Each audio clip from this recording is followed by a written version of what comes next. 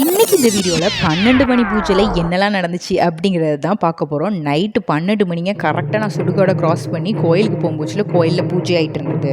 என் கண்ணில் முதல்ல பட்டது என்னன்னா, ஒரு பானையை வச்சு சும்மா தீயை தகன்னு எரிய விட்டுட்டு இருந்தாங்க. பின்னாடி என்னடானா மரக்கட்டையில் தீ அப்படி எரியுது.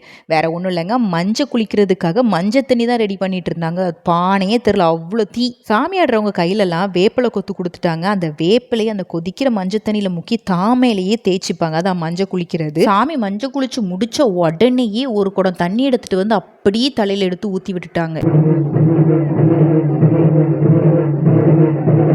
இதெல்லாம் முடிஞ்சதுக்கு அப்புறம் ஒரு சைடு உட்காந்து வில்லுப்பாட்டு போய்கிட்டு இருக்கு. இன்னொரு சைடு என்னன்னா கிடாவை உணவு கொடுக்கறதுக்கு நிறுத்தி வச்சிருக்காங்க. அதுவும் உணவு கொடுத்துருச்சு. கொடுத்ததுக்கு அப்புறம் அப்படியே சாமி முன்னாடி படையல் போட்டு வச்சுட்டாங்க. அதுக்கப்புறம் என்ன, தீ மிதிக்கிறதுக்கு தனலும் ரெடி ஆச்சு. 2 மணி சாமி ஆட்டம் ஆரம்பிச்சுட்டு திருப்பி சாமி ஆடுது.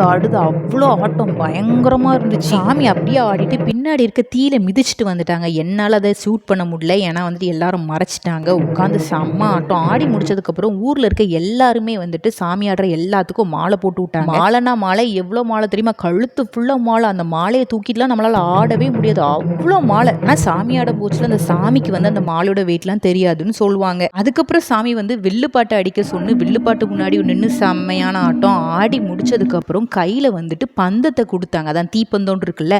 3 சாமி ஆடினாங்க. 2 பேர் வந்து நல்லா ஆடினாங்க. இன்னொரு சாமி வந்து ரொம்ப வயசானவங்க, அவங்களுக்கு நிறைய அனுபவம். அவங்க அந்த காலத்துல இருந்தே ஆடிட்டு இருக்காங்க. அவங்க கையிலையும் போயிட்டு ஒரு பந்தம் கொடுத்தாங்க. கோயில் இருக்குல்ல, இதுவே சுடுகாட்டு பக்கத்துல தான் இருக்கும். சாமி காவு கொடுக்கறதுக்காக சுடுகாட்டுக்குள்ள தான் போனாங்க. போயிட்டு என்ன சொல்றாங்கன்னா, செல்லவங்க முட்டையை தூக்கி வீசுவாங்களாம். அந்த சைட்ல இருந்து பேய் பிடிச்சி கேட்ச் பிடிக்குங்கிறாங்க. உண்மையா இல்லைன்னா இது எப்படி அப்படிங்கிறத மறக்காம எனக்கு கமெண்ட் பண்ணுங்க, நான் பார்த்து தெரிஞ்சுக்கிறேன். அதுக்கப்புறம் சாமி காலில் தண்ணி ஊற்றி கோயிலுக்குள்ள கூப்பிட்டுக்கிட்டாங்க. கூப்பிட்டதுக்கப்புறம் காலில் சலங்கை கட்டி விட்டுட்டாங்க. சலங்கை கட்டிட்டு கையில் தீப்பந்தத்தை வச்சுட்டு கூட்டத்துல இருந்து யாரையாச்சும் பார்த்து வா வான்னு கூப்பிடுவாங்க. ஃபர்ஸ்ட் கூப்பிட்டதே எங்களோட சித்தி பொண்ணை தான் கூப்பிட்டாங்க. யார் ஒருத்தவங்களை கூப்பிடுறாங்களோ அவங்க குடும்பத்தில் இருக்க எல்லாருமே போயிட்டு சாமி முன்னாடி நிற்பாங்க. சாமி நமக்கு வந்து அருள்வாக்கு சொன்னிட்டு கையில் ஒரு மாலை கொடுப்பாங்க. இந்த மாலையை கல்யாண மாலை அப்படின்னு சொன்னாங்க. இது யாருக்கு கொடுக்குறாங்களோ அவங்களுக்கு சீக்கிரம் கல்யாணம் நடக்கும், இல்லைன்னா கல்யாணம் ஒழுங்காகும் அப்படிங்கிற மாதிரி அங்கே ஒரு நம்பிக்கை இருக்கு. சாமி கழுத்தில் கிடக்கிற மாலையை கலத்தி ஒருத்தங்களுக்கா கூப்பிட்டு கொடுத்து அவங்க லைஃப்ல எப்படி இருப்பாங்க அப்படின்லாம் குறி சொன்னிட்டு இருந்தாங்க. அங்க இருந்த எல்லாத்துக்குமே சாமி நம்மள அடுத்தது கூப்பிட மாட்டாங்களா அப்படிங்கிற ஒரு ஆர்வத்திலே பார்த்துட்டு இருந்தாங்க. இந்த மாதிரி சாமியாடி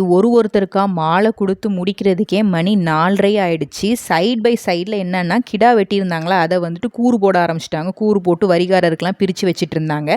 கடைசியில் வந்து நமக்கு வந்துட்டு அவுள் கொடுத்தாங்க கையில். அவுளை வாங்கிட்டு வீட்டுக்கு வர்றதுக்கு மணி 4:30 ஆயிடுச்சு. இந்த வீடியோ பிடிச்சிருந்தா மறக்காம சப்போர்ட் பண்ணுங்க, சப்ஸ்கிரைப் பண்ணி.